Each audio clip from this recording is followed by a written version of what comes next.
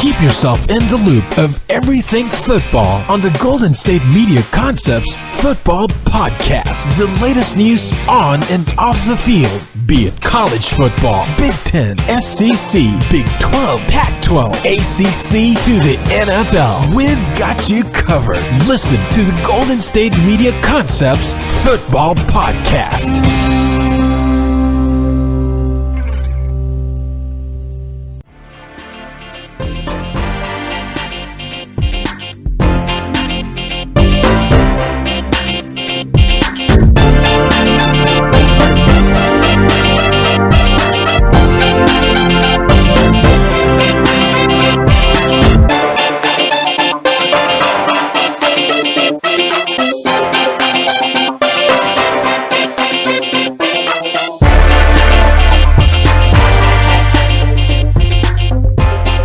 Hello, everybody, and thank you for joining me, the GSMC Football Podcast. I am your host, Mark Souza. Again, thank you for your time today. We'll be diving into the latest in the NFL, as today we will be talking solely about the National Football League. We'll talk about tonight's Thursday night football game, as we have the Miami Dolphins making their way out west to face the Houston Texans, an injury-riddled Miami Dolphins team, I might add. We will also talk about the latest in Oakland as John Gruden reshuffles the roster in Oakland as they prepare to move to Las Vegas here in the next couple of years. We'll talk about the moves that they've made. Of course, we know Amari Cooper is already practicing with the Dallas Cowboys. He was traded for a first-round pick. It gives the Raiders 5 first-round picks in the next 2 years. What will they do with those picks? We'll talk about some of the comments in the Raiders locker room, just some players who are feeling maybe a little unhappy or a little nervous about their current situation as the team approaches a trade deadline. Are there any other pieces that the Raiders may look to move? Is Derek Carr an option as a trade target for others? We'll discuss that.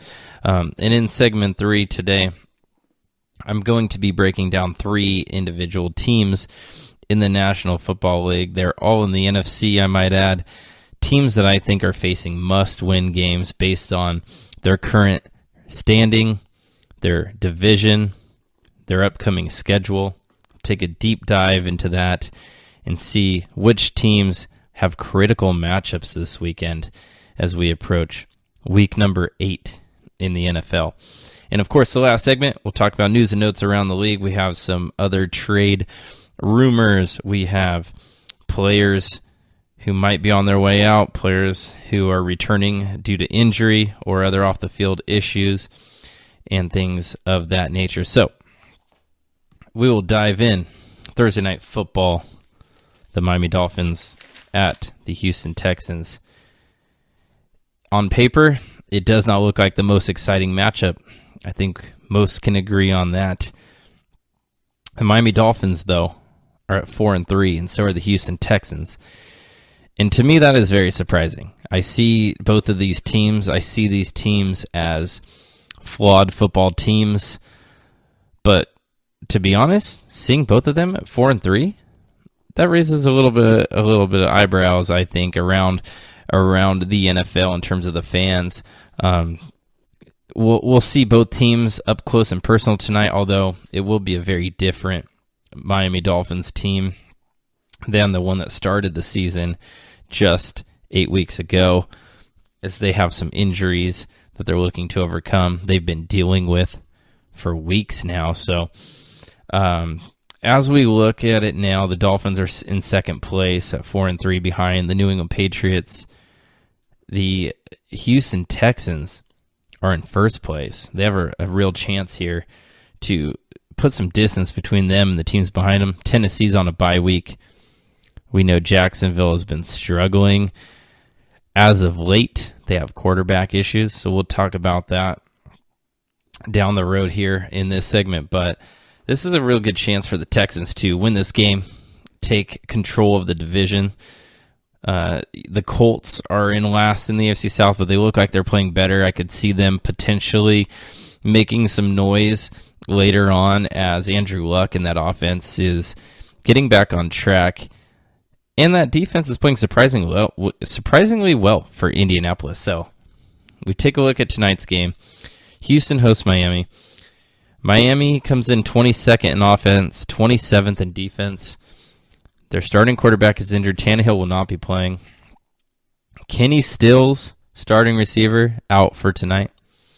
Albert Wilson, a receiver that's come on strong lately for the Dolphins, has been a playmaker for them.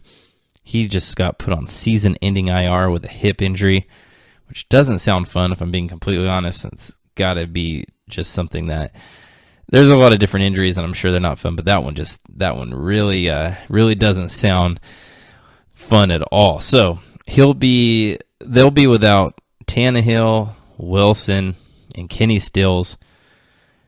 They'll have Kenyon Drake, Frank Gore, but on the outside, Devontae Parker, who's fallen out of favor with that coach Adam Gase, he'll be getting the start basically out of necessity. He's a player who's been benched, but I mean they don't really have options at this point. Danny Amendola will be in the slot for them.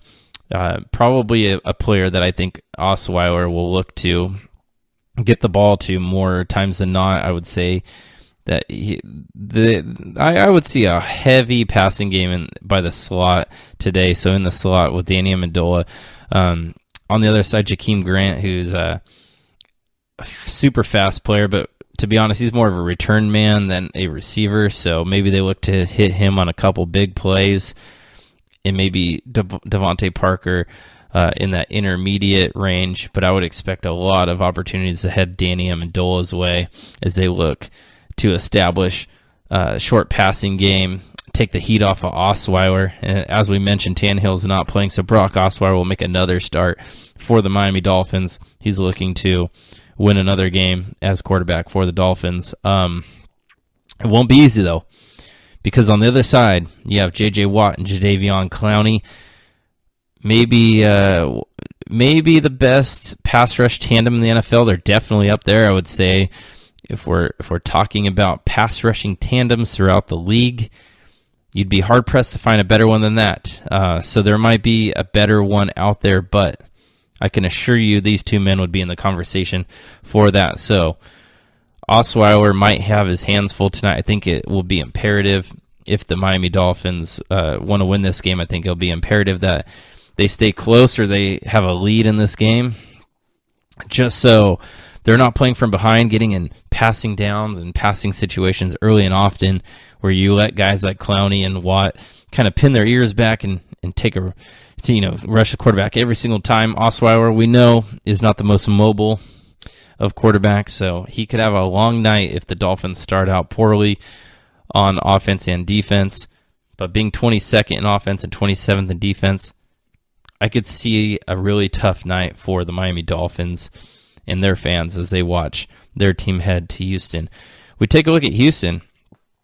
I was a little surprised to see them as 10th in offense and 9th in defense. They have been playing well, but to me, they're more mediocre than maybe what their stats will say. Their stats definitely say that they're top 10 in both offense and defense, which probably means that they're a very good football team. I'm not sure if I see that at this time. I don't know if they're a good football team, but I do see them as being the most balanced team in their division and probably the team in that division that has the best outlook moving forward. So, Deshaun Watson, we all know that he's a beast. He looks like he's getting more comfortable as the weeks go on, coming off of that injury. But the problem is that the Houston Texans are allowing a historic pressure rate against their quarterback. So Watson's been under duress so frequently this season. And we talked about Miami might having struggles keeping the Texans' defensive line off of Osweiler, but we need to really talk about the Texans' offensive line, whoever they play. Tonight it happens to be Miami, but for the rest of the season moving forward, you're talking about protecting a franchise quarterback, a player you took in the first round last year, a player who had an amazing rookie season until he hurt himself in practice, of course, tearing his ACL. But you have to wonder, when you look at the AFC South and you see a guy like Andrew Luck, who his career has been derailed for a couple years now because of injuries, because he wasn't protected. He was getting hit so often. He's a competitor, so he will take hits sometimes, maybe when he should throw the ball away because he's trying to make a play, trying to win a game. You see a lot of that in Deshaun Watson, where he has that moxie. He has that ability to, in big moments, maybe stay in the pocket, maybe sit in the pocket for a second late just because he's waiting for a route to develop, a big play to happen. And he is a quarterback that he doesn't avoid contact. He's not as big as a guy like Cam Newton, of course, but he is a player that can take punishment. He's an athlete. But you do have to wonder, are all these hits adding up? Are all these hits going to limit how good the Texans can be? Of course, not just in game strategy, because it's never a good idea to, throw the football constantly with pressure. But in terms of the rest of the season outlook for the Texans, maybe their future, you got to think that offensive line is a position I wouldn't be surprised if this team made a trade for. I don't know who would be available, but if there's a team looking to move some offensive linemen, I would not be shocked if the Texans are involved in those types of talks. We know that they traded Dwayne Brown last year to Seattle, and he was the best lineman on Houston. So we've seen them trade at the deadline an offensive lineman. I would not be surprised if they go look for one or two offensive linemen to really protect Deshaun Watson, because we're talking about the franchise here. But we know the Houston offense has some weapons. Lamar Miller is not the greatest running back. I would say that he's the weak spot of that team.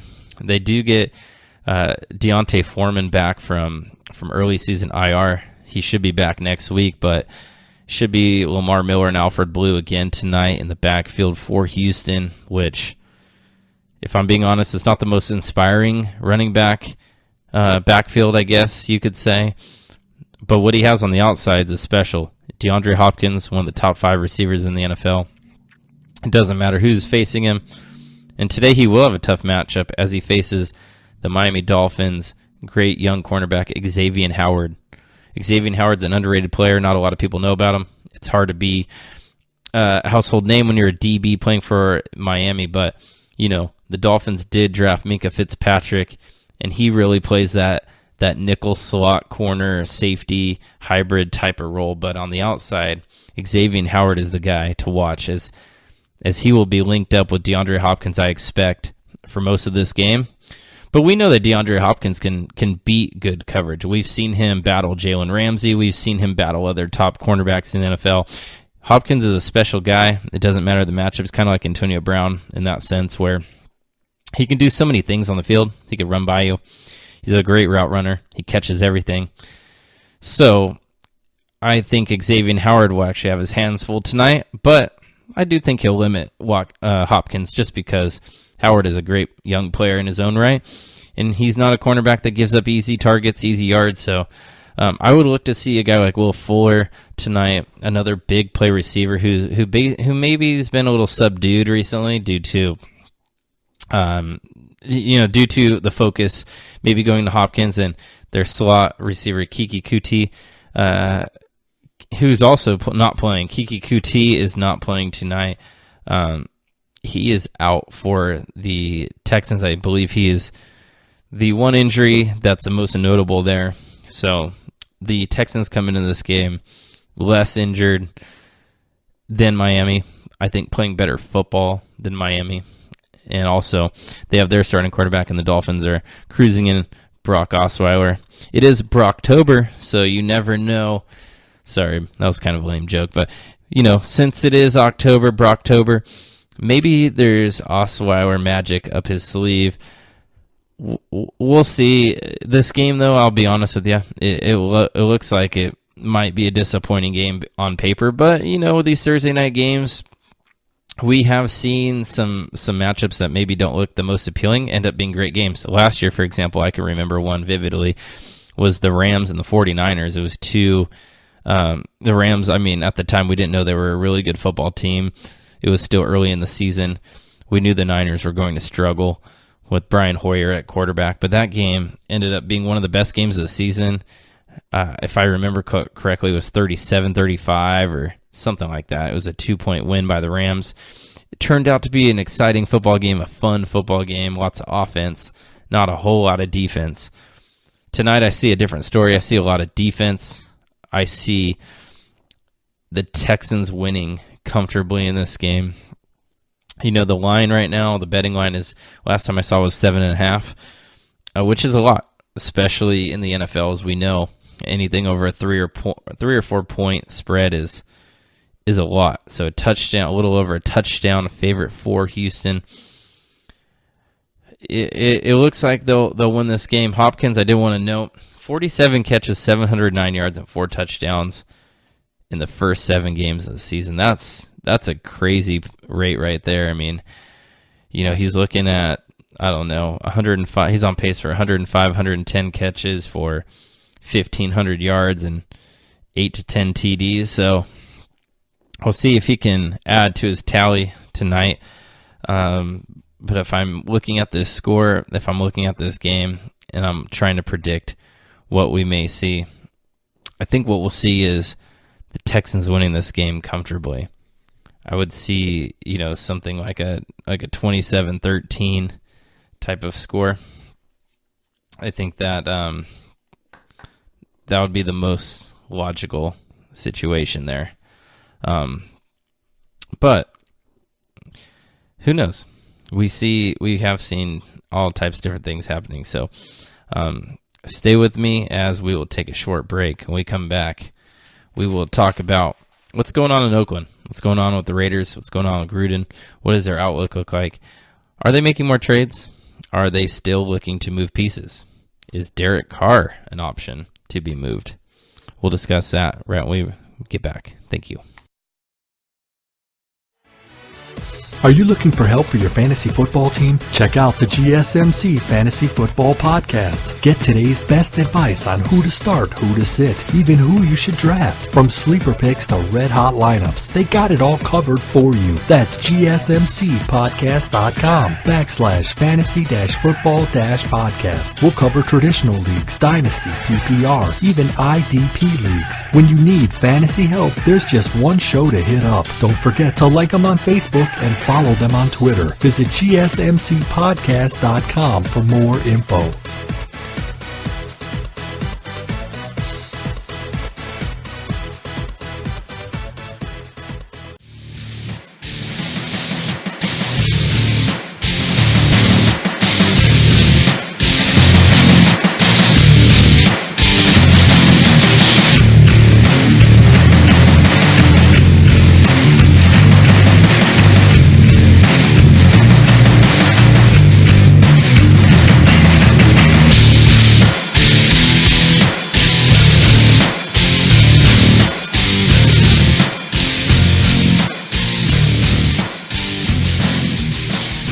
And welcome back to the GSMC Football Podcast. I'm your host, Mark Souza.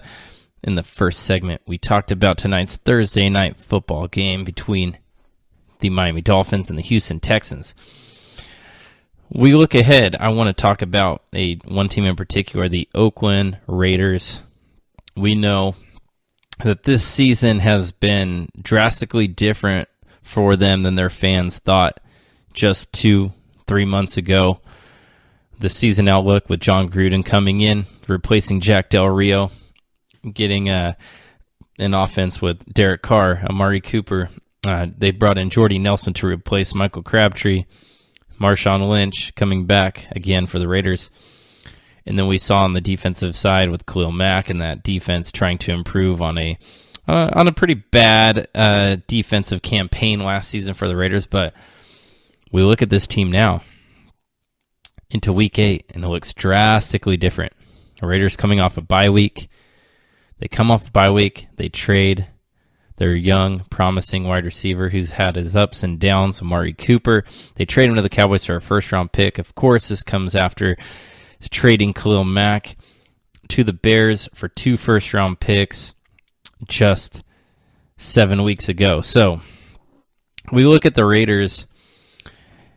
If we looked at them about 2 years ago, a lot of people would say they had maybe the best young core in the NFL. They had Derek Carr, who was coming off an MVP caliber season. He didn't win the MVP, but he definitely saw some votes. He was up there.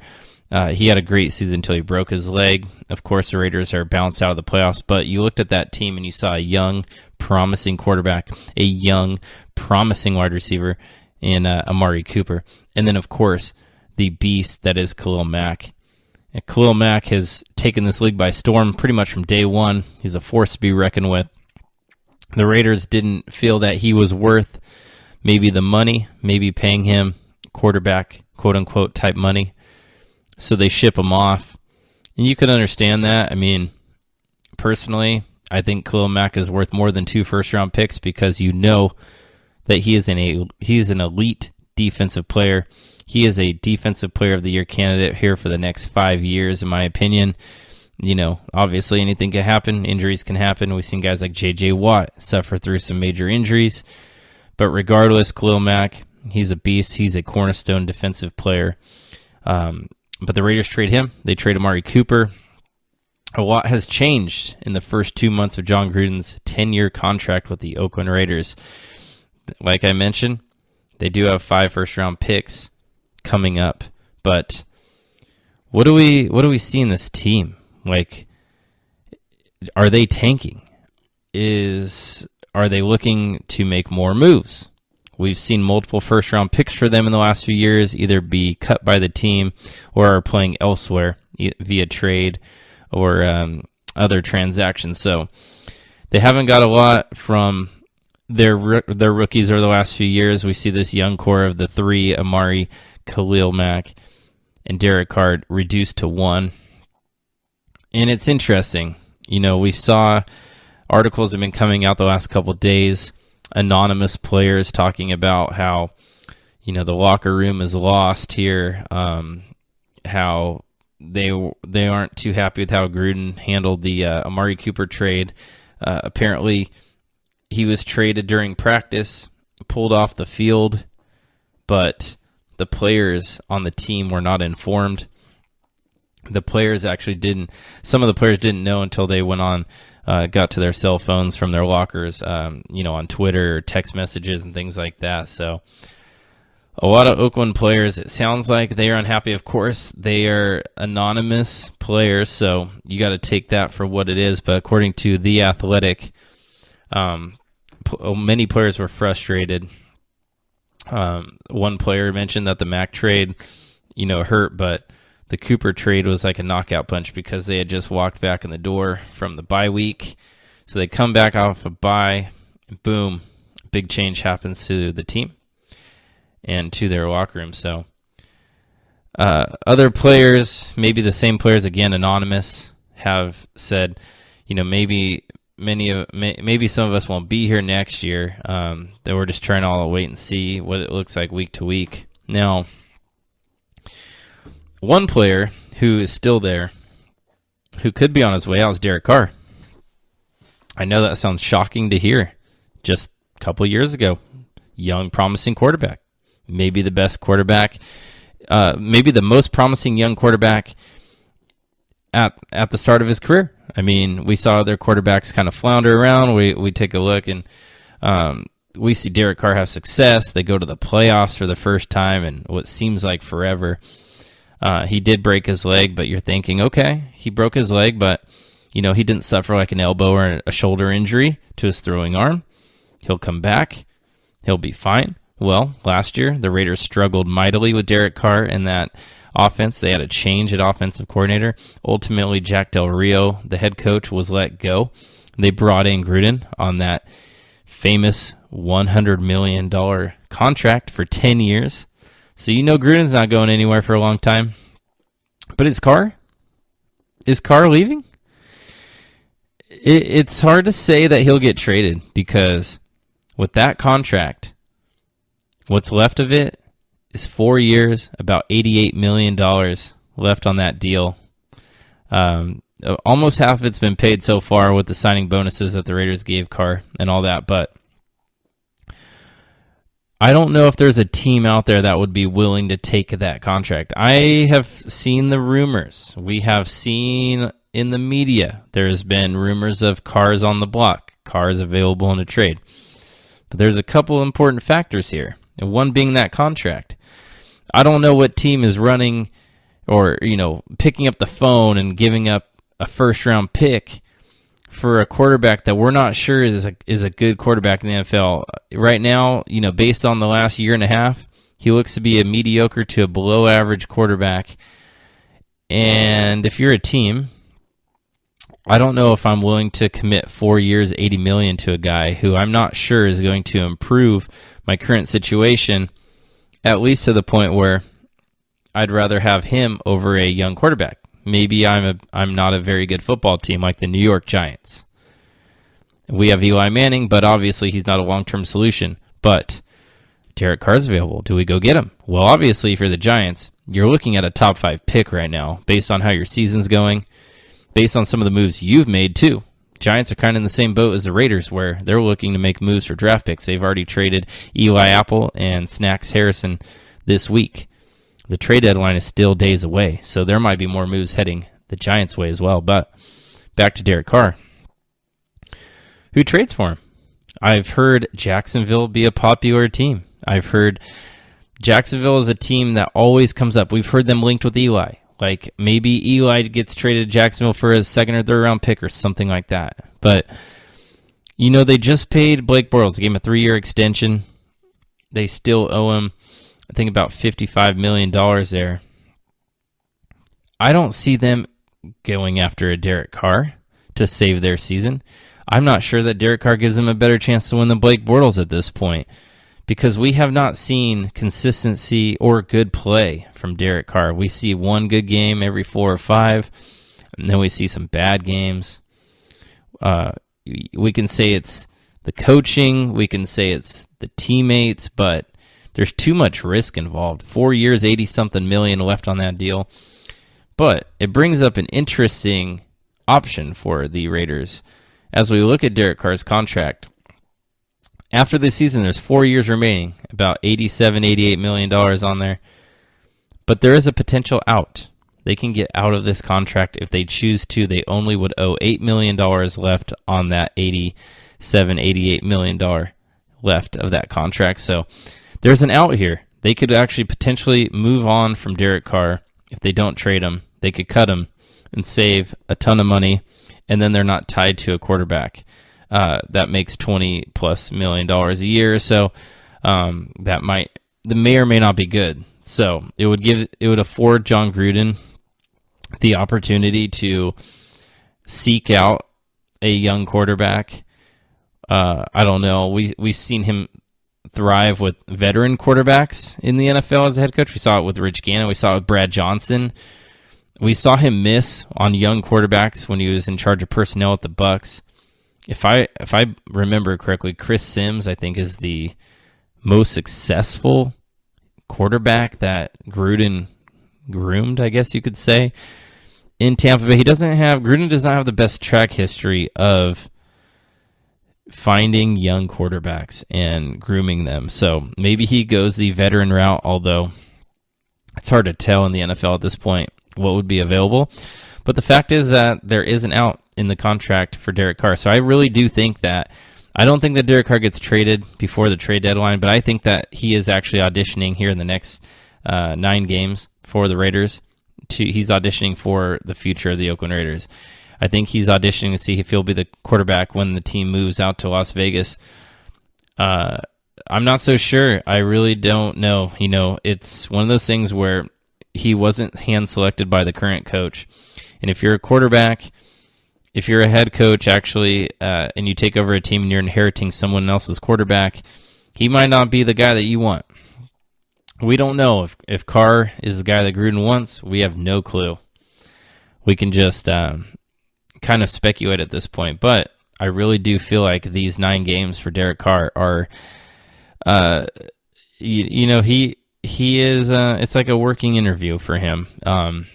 I think the Raiders could move on, and you look at it with 5 first-round picks in the next 2 years. That gives them the ammunition to move up. They might not even need to move up. I mean, right now you're looking at a top 5 pick for this team, but even if they were to get, maybe they win a few more games the rest of the season, they pick somewhere in like the 10 range. If they needed to move up, they have the picks. They have the collection of picks to do it. It would be a tough pill to swallow to use, 2 or 3 first-round picks of the 5 that you just got on a quarterback when you consider you just moved on from Carr, Cooper, and Mack, and then you give up a couple first-rounders, and then you have 2 or 3 first-rounders, but really you're just trying to replace the talent that you just gave up. So it would be a tough pill to swallow, but, we all know how crucial the quarterback position is in the NFL. If you don't have a quarterback, it's really hard to win. If you don't have a quarterback, you better have a great team around you. But the Raiders right now are a team that has a lot of holes. Even if you say they have a couple promising young players defensively, the offensive line is getting a little bit older. Their first-round pick, Colton Miller, the tackle, he hasn't shown too much yet. He's struggling so far in the NFL, but we'll see if he can recover and have a good rest of the season. But, just a couple of years ago, the Raiders built a really good offensive line, but we're starting to see that offensive line get a little bit older. Maybe some cracks are showing there. The running back position, Marshawn Lynch is on his way out as he's looking to retirement. He's on IR. Doug Martin is not nearly the same player. Jalen Richard is kind of just a stopgap at this point. And then you look out wide. Jordy Nelson's an older wide receiver. You got rid of Amari Cooper, Martavis Bryant. This team needs an influx of young talent. So it wouldn't be ideal to have to use some of those first-round picks to move up to get a quarterback. But at the same time, you also don't want to be tied to a average or below average quarterback and pay him $20+ million for the next 4 years. And if you think Carr is that guy, if you think he's below average, you must move on. You must look at other options.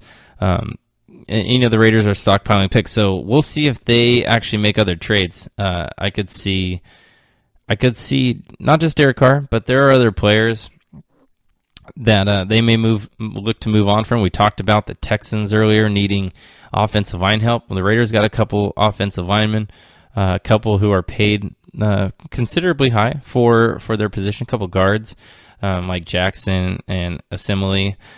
Maybe they make a deal like that where they send one of them to Houston for a second or third round pick. All these options I think are on the table, but for the Raiders, it's hard to see if Gruden has lost his locker room.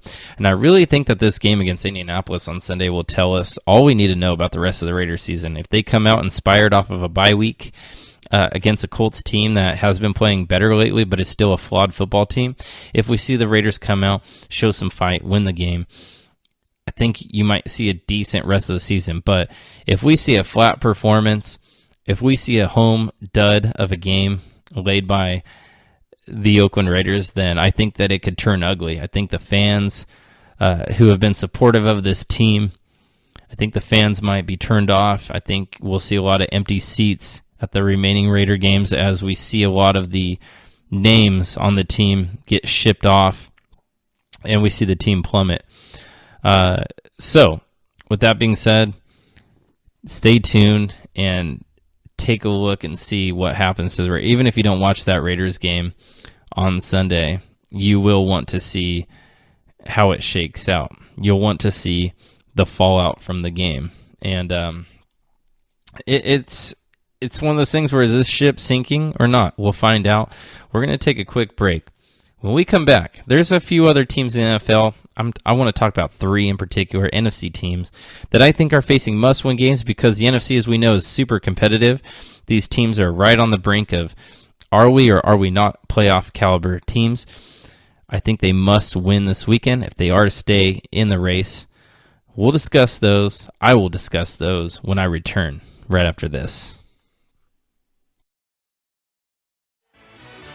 Check out the show that's built on the MMA, from the UFC to extreme cage fighting. They got the fights covered. Check out the GSMC MMA podcast. Get the latest news on past or upcoming fights. Join us as we talk to and about some of the biggest names in the MMA, past, present, and future. When it's the fight game, there's just one show to check out. GSMCpodcast.com/MMA-podcast. Don't forget to like them on Facebook and follow them on Twitter. Visit GSMCpodcast.com for more info.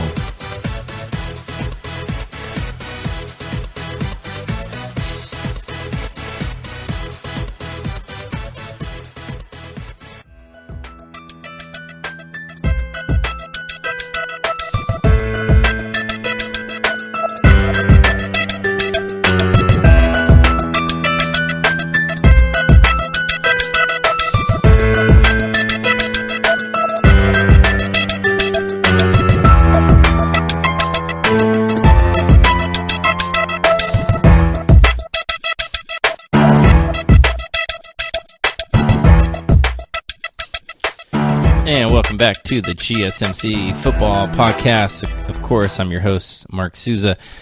As we approach this segment, I want to talk about 3 football teams facing must-win games. Of course, this is in my humble opinion. These 3 teams really have a chance to move forward or fall behind in the NFC in particular. First team that I'll start off with, the Seattle Seahawks. Seattle Seahawks sit at 3-3 right now, which is not bad at all, but it looks like they're out of the division race. As you know, the Rams are 7-0. So Seattle already 4 wins behind in the win column, 3 losses behind in the loss column. At this point, you would say this is the Rams division easily. They're not really going to be challenged, but Seattle, if you're a Seattle Seahawk player, fan, coach, you have to be looking at the wild card right now, as the NFC East only has 1 team over 500. They have 3 teams under 500. So, you might have a leg up there if you're the Seahawks. You look at the North, Minnesota and Green Bay are over 500. Detroit and Chicago are sitting at 500. And then, of course, the NFC South with 2 teams, Saints and Panthers over 500, Bucks at 500, Falcons at 3-4. These are big games for the NFC.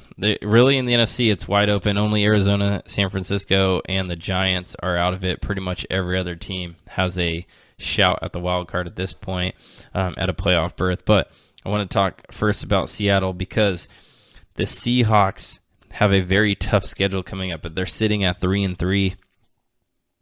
We talked about some of the teams that they might be behind. Their next 5 games, not easy. At Detroit, so that'll be this week. Then they're home against the LA Chargers. Then they're at the LA Rams. Home against the Green Bay Packers. And at Carolina. That is a tough stretch of games. 5 games. They're 3-3 right now. I think you've got to go 3-2 in those 5 if you want to have a shot. You don't want to be under 500 at week 13, week 12, week 13. You don't want to be under 500. That in the NFC, that could be too tough of a hill to climb because there would be so many teams in it.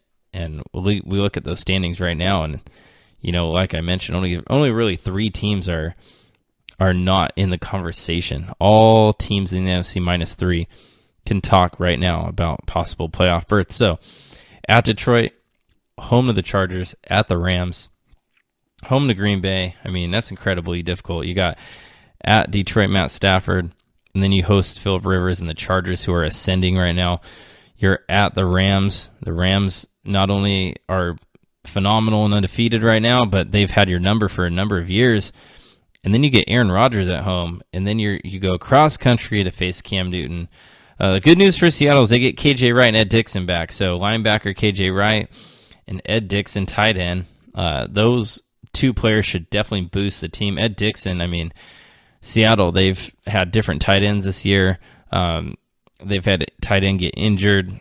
So he should be a boost in terms of his veteran presence for a guy like Russell Wilson. And speaking of Russell Wilson, we haven't seen their offense be too dynamic. We've barely seen Russell Wilson move in the pocket. He's been they've handed the ball off. They have the highest rushing rate in all of the NFL in the passing league. They are running the ball more with Chris Carson, Mike Davis, Rashad Penny. But yes, big opportunity this weekend for Seattle as they try and separate themselves, maybe get to the top of that wild card pack instead of being on the outside looking in as they are right now. Next team I want to break down is their opponent this weekend, the Detroit Lions, sitting at 3-3.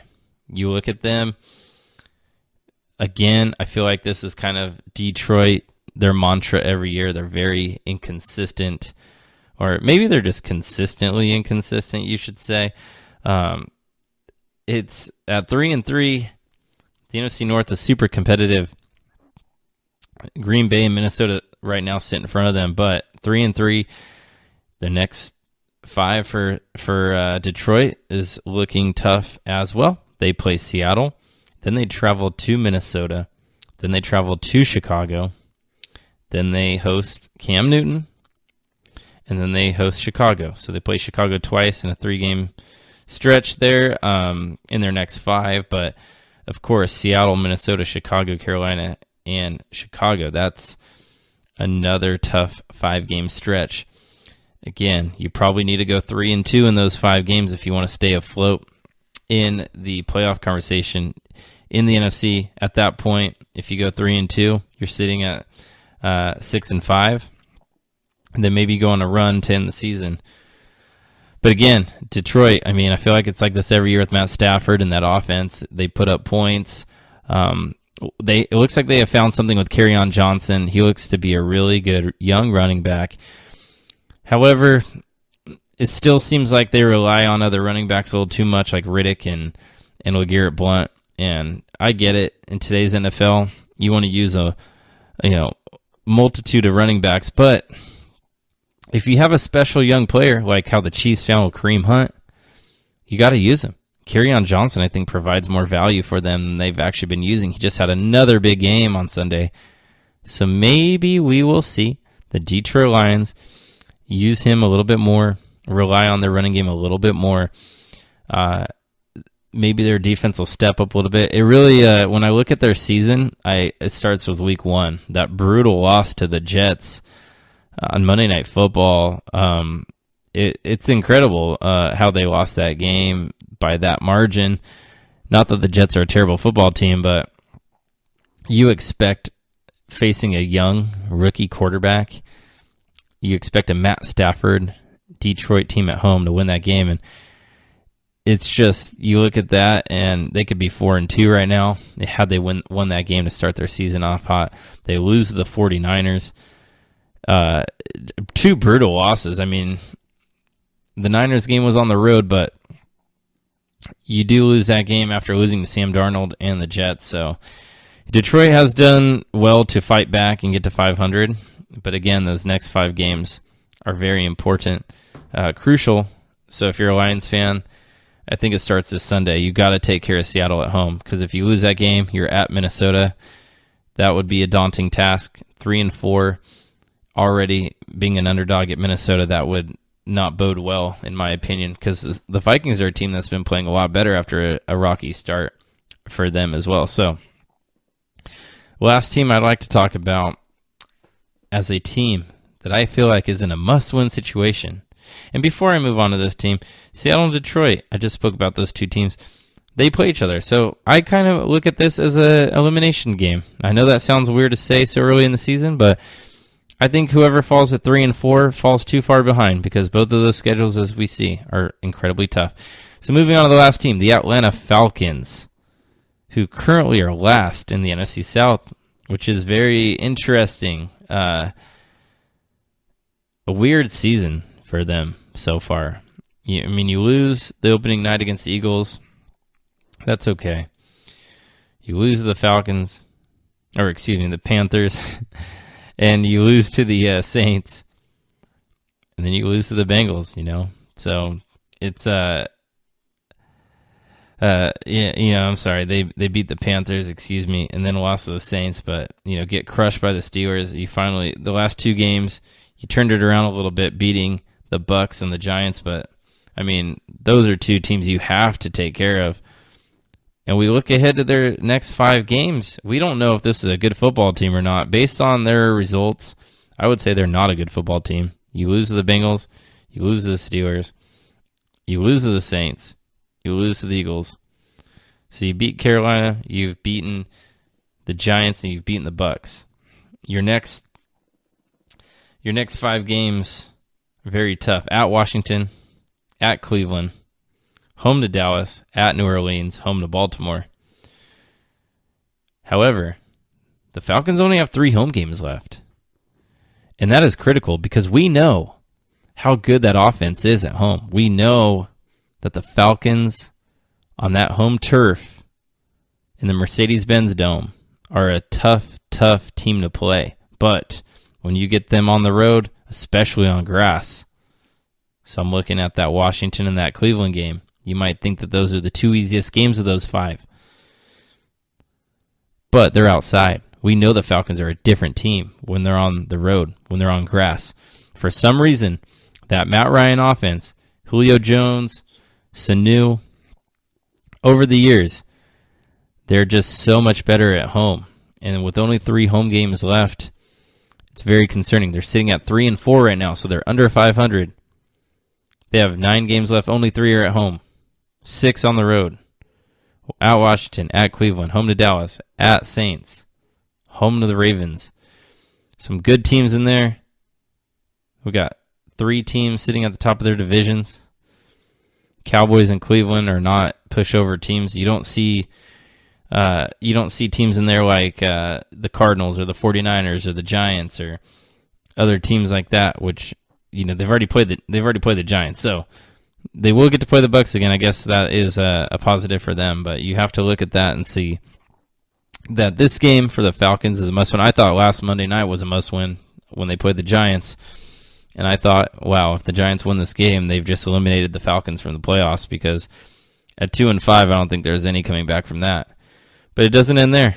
When you start off, with 4 losses out of 7 games in a tough conference, you're pretty much playing every game as if it's a playoff game.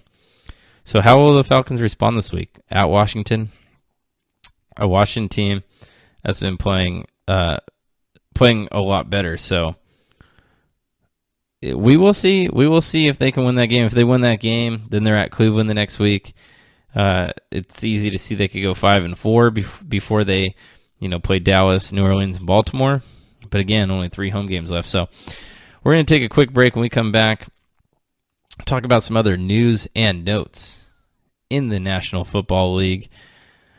We'll talk about some comments by Malcolm Jenkins and other things when I return. Check out the show built around the women of MMA. From the UFC to the extreme cage fighting, we got the fights covered. Listen. It's the Golden State Media Concepts Women's MMA Podcast. The latest news of upcoming fights, discussions of previous matches. Join us as we talk to and about the biggest names in women's mixed martial arts, past, present, and future. When it's the women's fight game, you know where to listen to. The Golden State Media Concepts Women's MMA Podcast.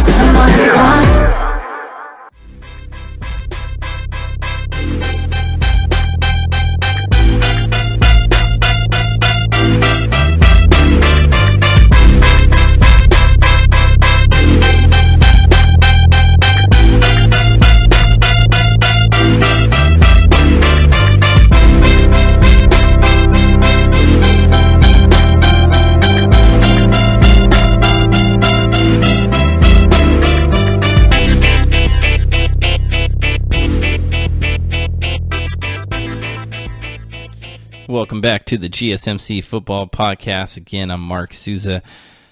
If you have not checked out our Fantasy Football Podcast, please do so, as we have a show every Monday and Friday. We'll be breaking down the different players that you should be looking at to put in your fantasy lineups, players that are on bye, who can replace them, and whatnot. So if you are a football fan like myself, go ahead and check that out if you're interested in fantasy football. So last segment of today, I want to talk about some news and notes around the NFL. Malcolm Jenkins had some interesting comments. As we know, the Philadelphia Eagles safety had some interesting comments after watching Jaguars tape. Of course, they play the Jaguars this week. He had an interesting comment. He said that watching the Jaguars on tape is proof that Colin Kaepernick deserves a job in the NFL.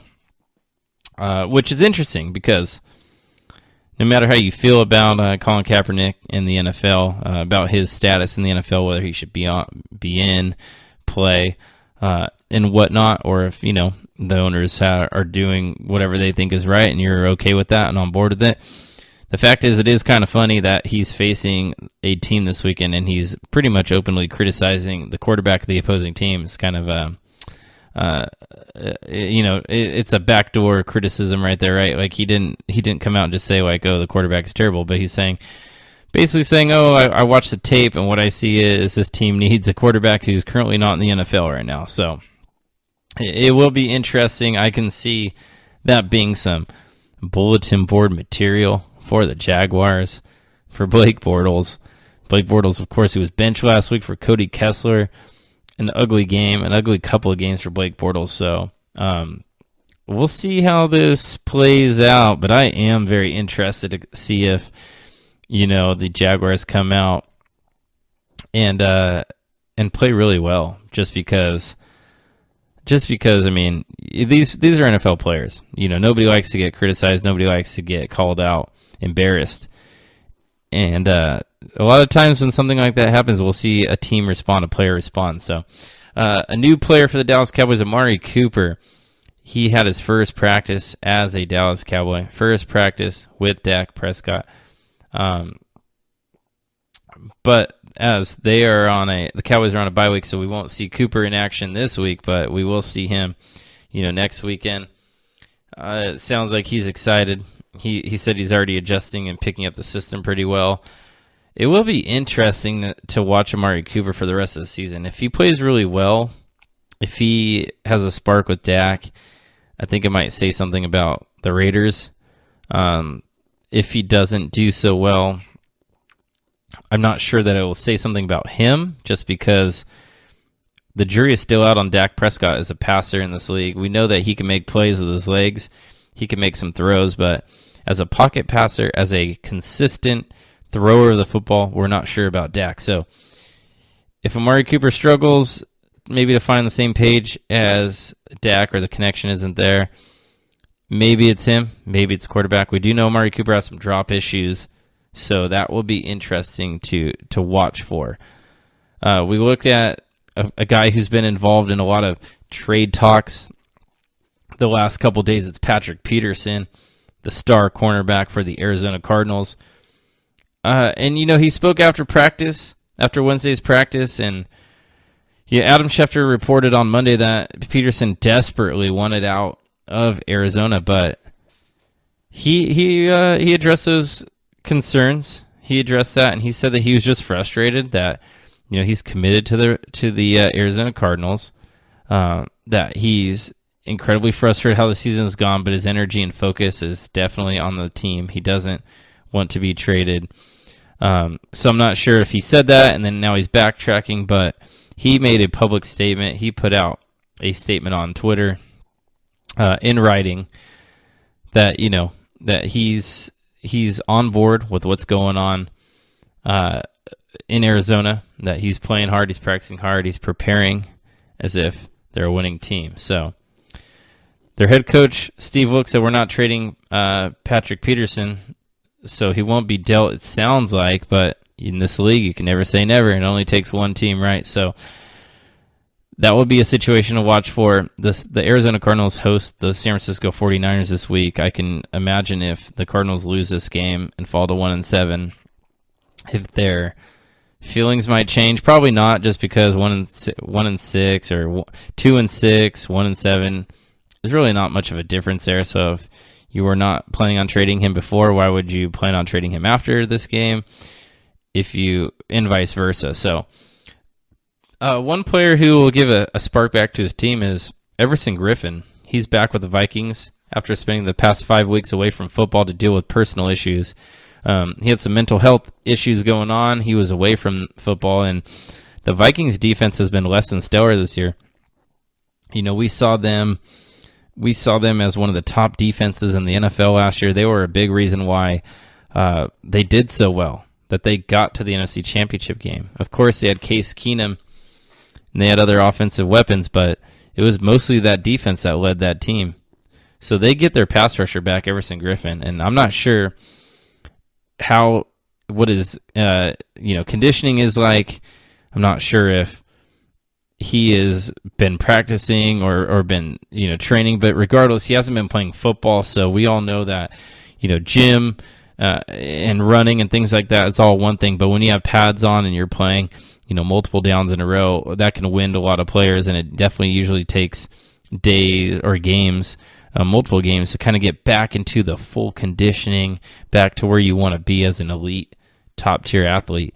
He is going to start playing here with guys who have been playing all season. So, I guess the one silver lining here is that he's fresh. he should be healthy, but yeah, it is nice to see Everson Griffin back. It is nice to see him. It looks like he's moved on past his mental health problems, and always a positive sign when somebody goes through something like that. I mean, mental health is one of those things that it's hard to deal with. It's hard to assess, and we all know that people have their own issues and problems, but it is nice to see him kind of move on past that. So Broncos released quarterback Chad Kelly after he was arrested for trespassing. Just an embarrassing situation for Chad Kelly. At one time this guy was a budding star in college. He was a 7th round pick.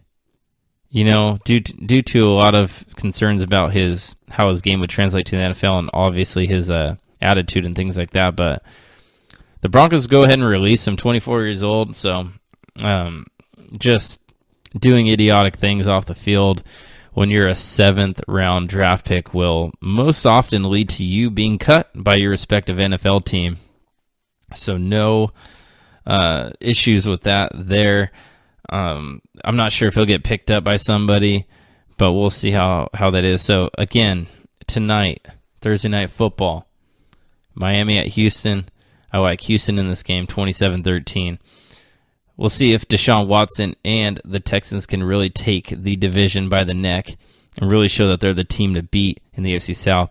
Please join me tomorrow as we break down the games for this Sunday. We'll talk about each matchup in detail. We'll talk about what you can expect. We'll talk about the notable matchups a little bit more, and of course, injury news and notes that are important to this weekend's game. So thank you for your time today, and would love to have you back tomorrow. But again, check out the GSMC Podcast Network. If you're interested in other things than football, we have a sports show, fantasy football, soccer, basketball, baseball, amongst other things. So thank you again. Have a great day. You've been listening to the Golden State Media Concepts Football Podcast, part of the Golden State Media Concepts Podcast Network. You can find this show and others like it at www.gsmcpodcast.com. Download our podcast on iTunes, Stitcher, SoundCloud, and Google Play. Just type in GSMC to find all the shows from the Golden State Media Concepts Podcast Network, from movies to music, from sports to entertainment, and even weird news. You can also follow us on Twitter and on Facebook. Thank you, and we hope you have enjoyed today's program.